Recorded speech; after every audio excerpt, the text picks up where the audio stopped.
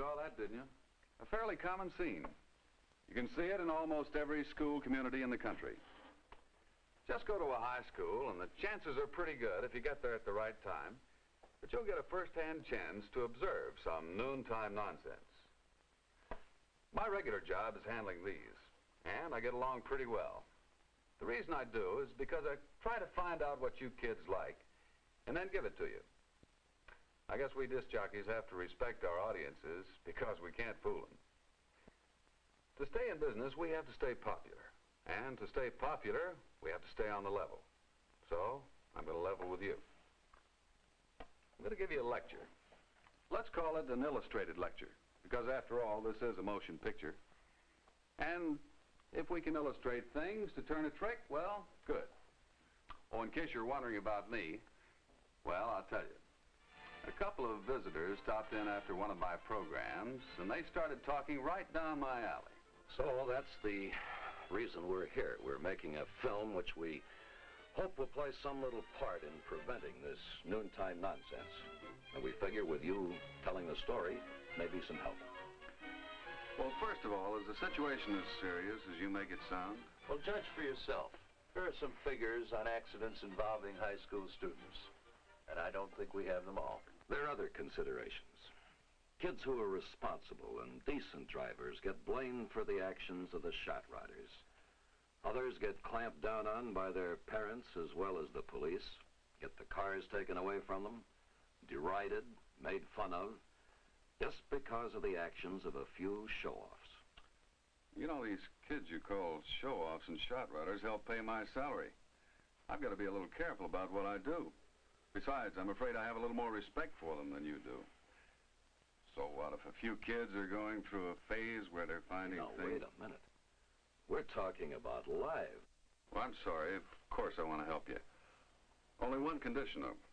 You give me the dope on the situation, but let me tell it in my own words, okay? That's a deal. Good. It was a deal, and before I knew it, I was plunged head first into enough facts and figures to make my head swim. I'm going to give it to you straight, as one adult to another. Because when you're behind the wheel of a car, you're adults. Well, they may call you kids, teenagers, whatever. But when you're driving, you have exactly the same responsibility as the next fellow. And age, well, the only difference there is that the younger you are, the longer you have to regret any carelessness. I'm going to give you a case history. The story of a high school. The story of noontime nonsense at that school. Let's call it High School X. Not a very good place to be around noontime. At least it wasn't just a few months ago. Now, things are different. You don't have to risk your life every time you make a move. There's been a change. A big change. From something that made no sense to something that makes good sense. Why did it happen? What brought it about? It wasn't the parents, although they might have been tempted to take some kind of action. It wasn't the police. It was a bit out of their line of duty. And it wasn't the school authorities. Things were bad, but not quite bad enough to draw their attention from other vital problems. No, it wasn't any of these. But it could have been, and probably would have been, if just a couple of fellows and girls hadn't started the ball rolling. But wait a minute, I'm getting ahead of myself. Let's start at the beginning. Dangerous, isn't it? Not very safe. Not very smart either. But sometimes it gets you mad. This time it got Jerry Lindsay mad. You know, one of these days some side street sharpshooter isn't gonna miss. Then we'll see some action. Oh, forget it. It's nothing new. Nothing's happened. When something does happen, it's gonna be just a little too late. There's nothing you can do about it anyway. Even if you try. What do you want to be, a goody-goody boy? Maybe I will be a goody-goody boy, if that's what you call it. Maybe I can even straighten things out enough so your folks will let you take your car to school. If they think a fender has a 50-50 chance of surviving. I'm sorry, Jerry. I guess it's really nothing to kid about. But what can you do? Jerry decided what he could do, and he did it. The secretary of the student council was the one to see. He could get things done. But would he? Listen, Bob, I'm worried about myself and my friends being hurt or killed, sure. But what about you? What if you'd hit Lynn or myself today, injured or even killed us? How would you be feeling right now? What could a thing like that do to you for the rest of your life? Think that one over. Bob thought about it and did something about it, too. And at the next meeting of the Student Council... Well, I don't know what more I can say to you about it. I don't think you have to say any more, Jerry. Do we need any further discussion? No. Mr. Stewart, would you like to comment on this? Yes, I would. As your faculty advisor, I've been quite concerned about this noontime nonsense. I haven't said anything to you before this because I've been anticipating that you would take action. But the only way this problem will be solved is through your realization of the seriousness of the problem and your own willingness to take action. Well, Jerry put the problem before the council, and the council put the problem before all other business. At High School X, it was the student council that got the ball rolling.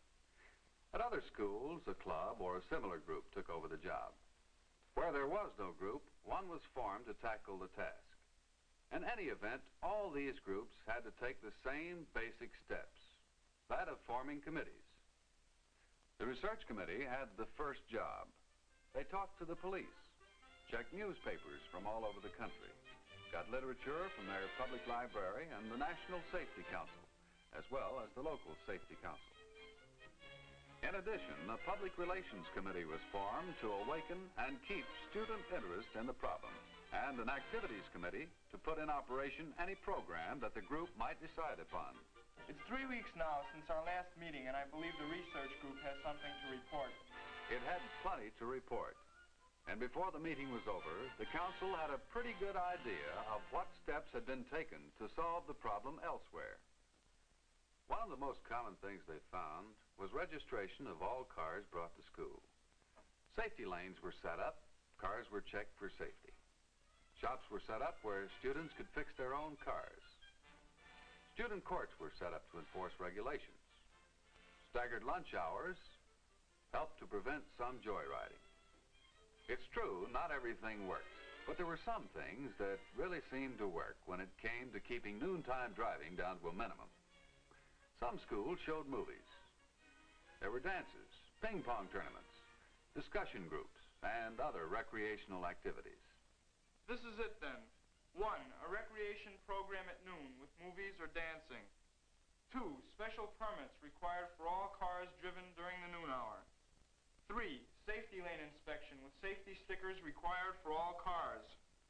4, auto shop instruction for car maintenance. 5, a review committee. 6, and plenty of promotion. Okay, kids, let's go to work. And work they did, hard. But first, they had to recruit help from other fellows and girls. For a plan that's going to help everyone needs help from almost everyone to put it over. This support wasn't hard to get, though, because there were plenty of students who felt like Jerry.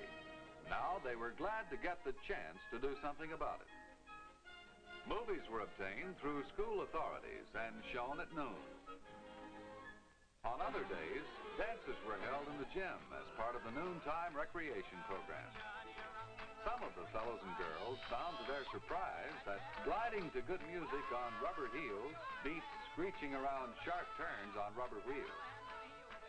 By visiting local garages and city testing lanes, students found out proper procedure for setting up a safety inspection lane in the school parking lot, and did so with the cooperation of the police department.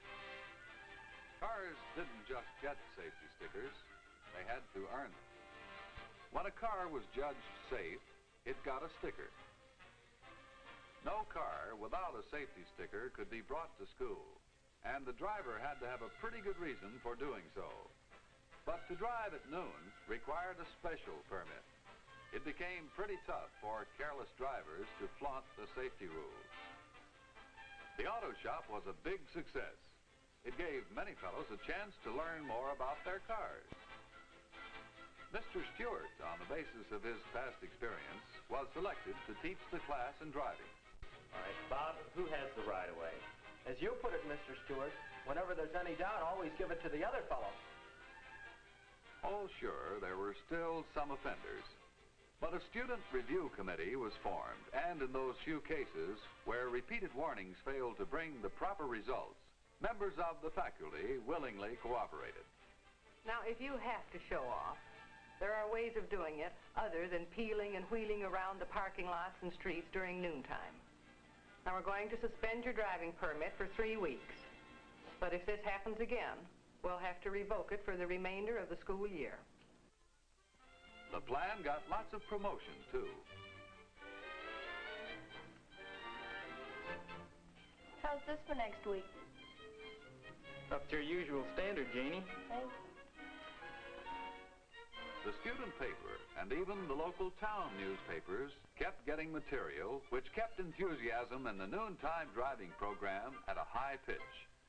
Whether it was a headline or an editorial, hardly a day passed without some reference to the death of noontime nonsense. Hi, Jerry. Hi. Do you want to ride home from school? Who with? Me. In what? My folks' car. They let you take it to school? Well, it's a cinch now. And that's the story of High School X. The story of how the noontime nonsense problem was solved there. I know there are probably many other ways of solving the same problem. But the important thing is that it must be done. Just think about it. And remember that it doesn't take much to save a lot of lives and save a lot of injuries. Just a few fellows and girls with a little determination. You know, I have a little selfish interest in this, too. The competition between us disc jockeys nowadays is getting pretty rough. And to keep my audience, I want to make sure that it stays alive and healthy. Thanks.